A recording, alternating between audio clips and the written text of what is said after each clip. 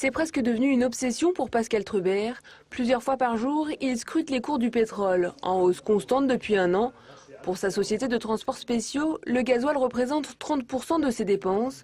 Alors l'envolée des prix à la pompe, ce sont des coûts supplémentaires. Entre un mois de février 2010 et un mois de février 2011, pour nos 55 camions, il nous a fallu 37 000 € de gasoil en plus. Voilà ce que représente pour un mois la hausse de gasoil. Sa société compte 85 salariés, une cinquantaine de véhicules, avec des réservoirs de 600 à 1200 litres. Alors leur matière première, qu'est le gasoil, il en consomme beaucoup. C'est 2 500 000 litres par an en gasoil, et comme en 2010 le gasoil était près d'1 € le litre, c'était aussi à peu près 2 500 000 € de gasoil sur une année, sachant que cette année, avec les hausses, on approchera les 3 millions. Pour faire face, seule solution, répercuter le prix à leurs clients. C'est même une obligation légale depuis 2003, une répercussion qui ne couvre que 50% de la hausse.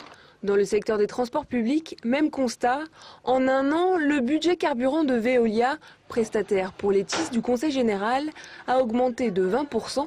Donc là aussi, il y a répercussion. C'est une revalorisation de notre marché que l'on a avec le Conseil général dans le cadre de la délégation de services publics.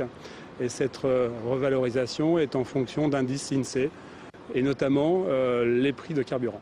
Malgré la hausse du prix du carburant, le Conseil général a décidé de ne pas augmenter les tarifs des billets. Il jongle donc avec les budgets.